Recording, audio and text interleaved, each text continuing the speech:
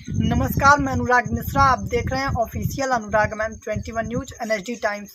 इस समय हम मौजूद हैं प्रयागराज के कुराव के गांव में, जिसका नाम चपरो बताया जा रहा है। साथ ही हम आपको बता दें कि हर वर्ष महिलाओं की सुरक्षा की बात कही जाती है और हर एक राज्य सरकार अपने स्तर से महिलाओं को मजबूती से खड़े होने की बातें कहता है। ये सारी बातें तब झूठी साबित होती हैं जब असली रिपोर्ट सामने आती है। हम आपको बता दें, पूरे देश में हर 2 मिनट पे नए केसेस सामने निकल के आ ही जाते हैं महिलाओं के साथ आपराधिक घटना की। अगर हम उत्तर प्रदेश की बात करें तो उत्तर प्रदेश में ही हर रोज 135 से अधिक घटनाएं सामने निकल के आ ही जाती हैं। ये है, कुछ जगहों पर ऐसा भी होता है, मान सम्मान इज्जत प्रतिष्ठा के लिए कुछ महिलाएं शांति से बैठ जाती हैं और लगातार जुल्म सहती रहती हैं। वहीं कुछ ऐसी भी होती हैं जो आवाज उठाने की कोशिश करती हैं, लेकिन लगातार उनकी आवाजों को दबाने की कोशिश कुछ लोगों के जरिए किया जाता है। आज हम मौजूद हैं प्रयागराज के चपरों में। जैसा कि मैंने बताया, ऐसी ही कुछ घटना यहाँ से भी निकल के आई है।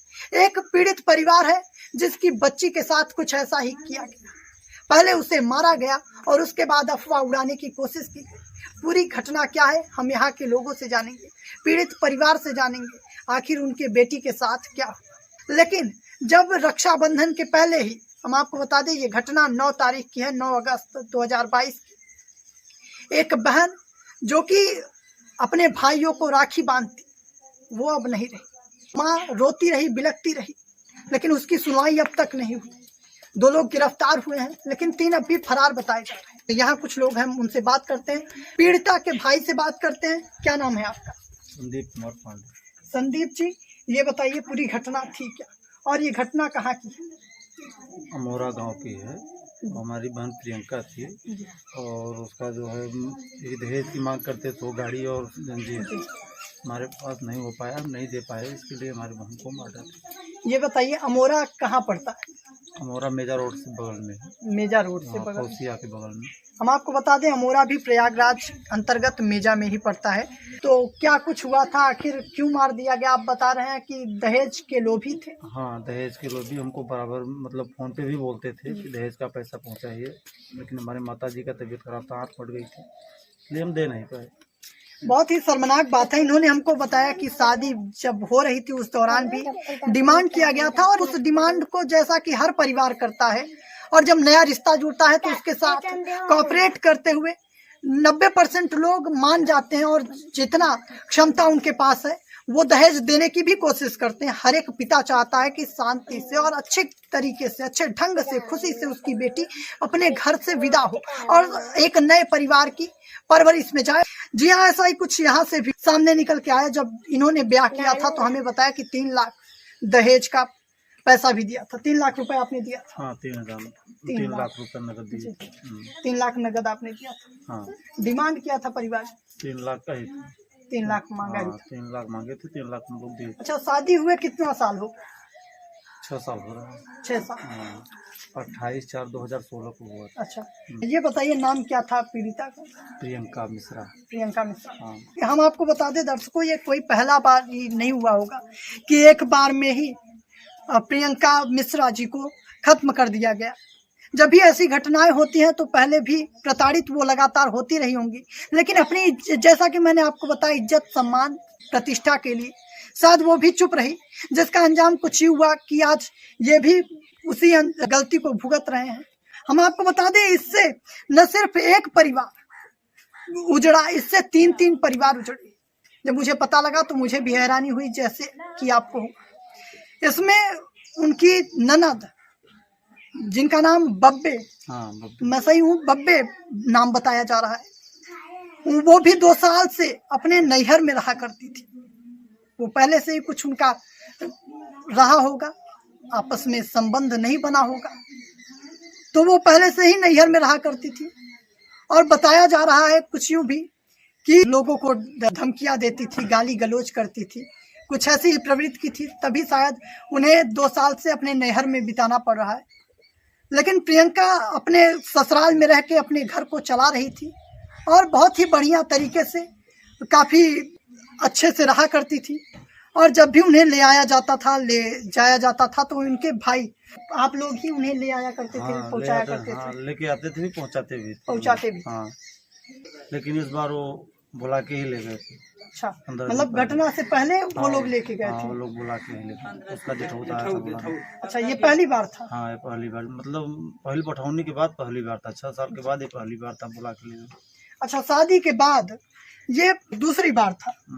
एक बार पहले ही शुरुआत में हुआ होगा जब जी, जैसा कि अक्सर देखा जाता है उत्तर प्रदेश में, पहले विदाई होती है तो लोग मिल आते हैं और लेके जाते हैं, तो ऐसा कुछ हुआ होगा। और दूसरी बार ये हुआ है 15 दिन पहले, 15 मतलब कम से कम 1 महीना बीत गया जब वो लेके गए थे, और उसके बाद अगर कुछ आया तो वो प्रियंका जी का शव आया।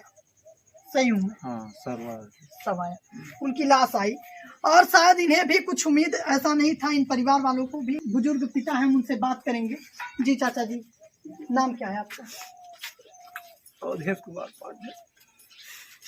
अवधेश जी, ये बताइए, जब वो लोग ले गए तो कुछ ऐसा लगा था? गाड़ी को वहाँ बराबर करते थे, गाड़ी और जंजीर का। उसके बाद में जब से मतलब थवन में ले गए थे उनके ददिया ससुर, उसके बाद में वो लोग नहीं आए, अपने से आती जाती थी, हम लोग ले जाते थे, ले जाते थे। इस बार 1 महीना के पहले मतलब उसका जेठौल जो है बुला के लेके गए हैं। हाँ, उसके बाद में हमको जो है बम्बई में फ़ोन किए 9 तारीख को। उस वक्त ये यहाँ थे भी नहीं, हम आपको बता दें, उस वक्त ये मुंबई में थे। 10 बजे फ़ोन किए उनके वो ददिया ससुर, बोले कि अपने बेटी को जो है समझा दो। हाँ, वो कमरा में बंद है। हम कहा कि ठीक है, फ़ोन ले जाओ। फ़ोन ले गए। उसके बाद में मैं उनको जब नाती को दिए, नाती गया तो मम्मी मम्मी हो रहा है 4-5 अक्षर। वो जो है नाती बोला कि नाना मम्मी नहीं बोल रही है, मम्मी नहीं बोल रही है। शायद उस वक्त पीड़िता जीवित थी ही नहीं, शायद इसलिए वो नहीं बोल रही थी। फिर उसके बाद में जो है वो प्रियंका प्रियंका करके आवाज़ दे रहा हूँ, प्रियंका प्रियंका। तुमको 12 तक पढ़ाया मैं, क्यों नहीं बोल रहे हैं, क्या बात है हुआ है? फिर प्रियंका जो है नहीं बोली। फिर उसके बाद में उसकी सास जो है बोली कि कुछ नहीं, वो एक सेव काट के बोला कि दे दो नाती को, तो इसी में नाराज़ हो गए, दरवाज़ा बंद कर लिया है। फिर उसके सास जो है फिर रोने लगी हो, फिर वो दामाद भी रोने लगा। तब हमको शंका हो गया कि हम बोल रहे हैं प्रियंका प्रियंका, आवाज़ दे रहा हूँ, प्रियंका नहीं बोली।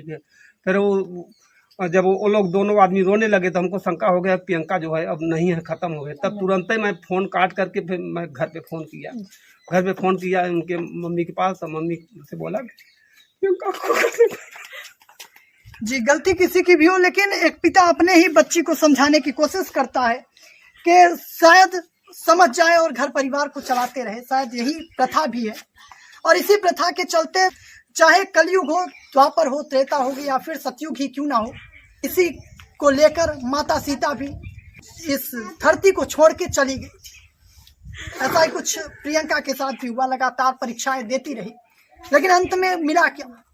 मिला सिर्फ एक ही चीज कि वो खुद यहाँ नहीं रही, और अपने साथ छोड़ गई एक 5 साल के बच्चे, एक 5 साल के नौनिहाल को, जिसकी खेलने कूदने की उम्र और पढ़ने की उम्र है इस समय। क्या नाम है बेटा आपका? बता दो। खड़े हो जाओ, खड़े हो जाओ। अपना नाम बता दो। क्या नाम है आपका? शिवाय मिश्रा। क्या हुआ था बेटा उस दिन? मम्मी को जानते हो? कहाँ है इस समय मम्मी? बोलो, डरो मत, बताओ कहाँ है मम्मी? भैया बताओ बताओ, जी मारे रहा, बताओ बेटा। बोलो बेटा, बोलो, ये वीडियो मम्मी तक जाएगा, बताओ आप। बताओ क्या हुआ था 9 तारीख को? बताओ। कौन मारा? पापा का नाम उनकी क्या है? विनोद। अच्छा, क्यों मारे थे, कुछ बता सकते हो बेटा? बताओ बताओ। विनोद आपकी मम्मी को क्यों मारे थे? बताओ। नहीं पता है आपको? बताओ बताओ बताओ बताओ बताओ क्यों मारे थे आपके मम्मा को? कुछ पता है? बताओ। बताओ।